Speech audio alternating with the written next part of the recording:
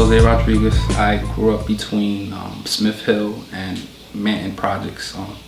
I went to Harry Kazarian for elementary school, Nathaniel Green for middle school, and Mount Pleasant for high school.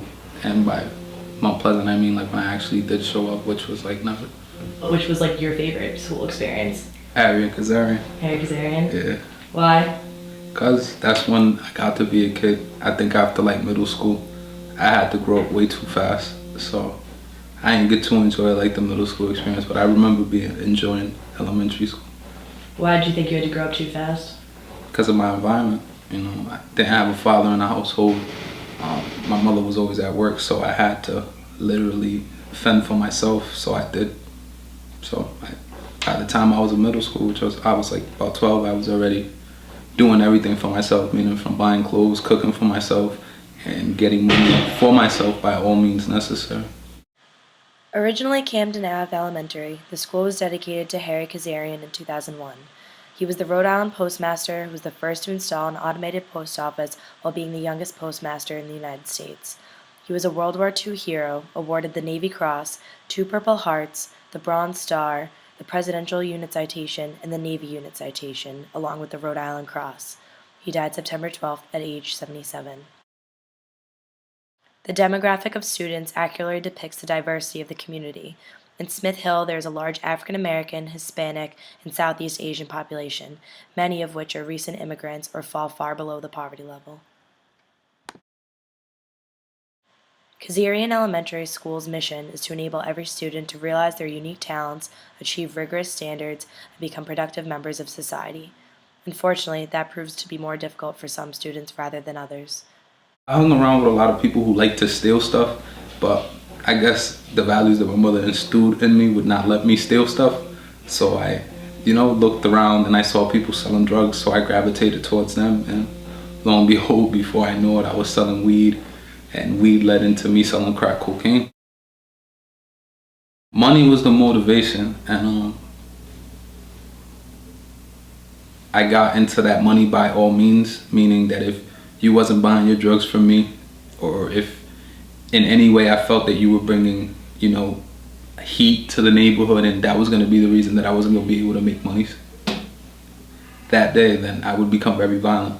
And me becoming violent usually meant that I would shoot someone, because I was well known for always having a gun on me. Not only by the neighborhood, by the police, by everybody, I had a gun. Even police knew that if they were going to come and try to arrest me, 9 out of 10 times I was going to pull out and try to shoot at them. So they really pursued me with caution when it came to trying to arrest me.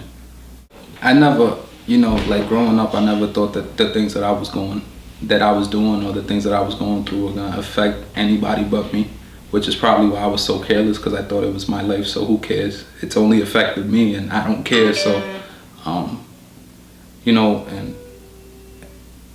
after, doing a lengthy prison sentence and looking back at the people that I was hurting the most were the people who weren't involved. The community, how, you bring people's morale down just by the things that you do, because people don't want to go outside, they don't want to play outside, they don't want to do the normal things that people should do in their communities. And I think that was my biggest drive to becoming a street worker, was just to give back to the community that I helped destroy. And although I wasn't at it by myself, because I was a child who was introduced to these things, at that I was a child that was introduced to these things, so being a positive role model in the neighborhood that I grew up in, I could, introduce kids to a positive way of life as opposed to a negative. 36 Candace Street. It's my sister's house. She's owned it probably since like the early 90s. So I've always, whenever I got in trouble or I needed a place to go, that's always where I went. So I consider that. Kind of a safe haven. Yeah. It's funny with my Smith Hill connection, because I would commit crimes or get into trouble when I knew the police were looking for me, so I would go to Smith Hill, because we live in Providence where it's like everybody knows each other, but like from neighborhood to neighborhood it's like a state. So I used to hide in Smith Hill and used to get away with it.